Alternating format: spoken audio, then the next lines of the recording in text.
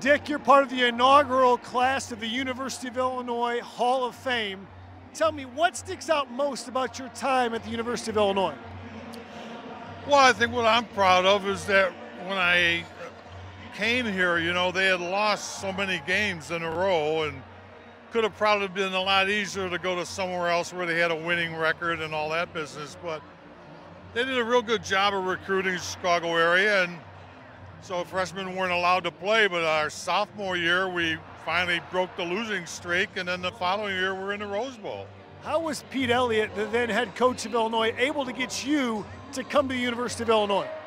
Right, it was Coach Bill Taylor, our line coach. He's the one that recruited me, and they were just great guys, and so much so that Bill Taylor is my daughter's godfather. So they just did a real good job of recruiting people, and when they all left here, they all became executive salespeople for Levi Strauss because Pete was he coached at Cal first. So they were very good guys, good salesmen, good coaches, and that's all it takes.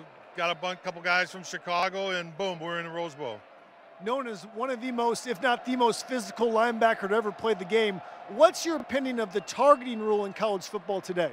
Well, I think it's a difficult move. Just like tonight, there was an incident that they called it on the Illini, but you know yourself when you're going to make a hit, the ball carrier is going to go maybe dip down a little bit. So, I mean, do you really have that much time to dip down even further so you don't hit them or make a head-to-head contact? So I understand what it's about, but and it's a tough thing to call and spontaneously. But when you see the replay, I mean, you can see maybe the guy hit you here instead of here. I don't know, but I understand it's trying to curtail the injuries and the head, especially the head.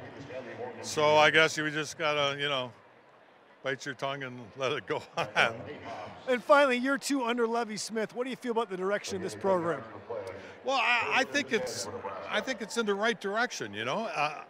I mean, let's say, like if I, go back to when I was in high school, that was my dream to play pro football, and then when you recruit me here at Illinois with Lovie Smith and everything, and you say, well, look at our whole staff. They all been pro coaches.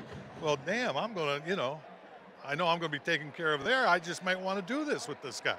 So I think it's going to add a lot. It's just, I hope he doesn't, they don't jump to conclusions and everything else. And I think, this year will be their first actual recruiting class.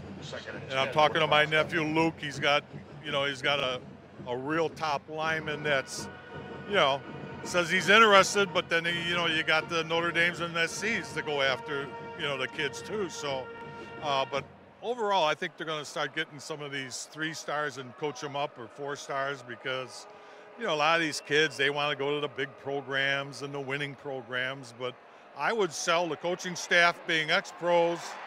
You get the best coaching, and here's a chance to turn around a program. And you'll be remembered for that, rather than just, Alabama is winning all the time. Oh, I'm going to go with them.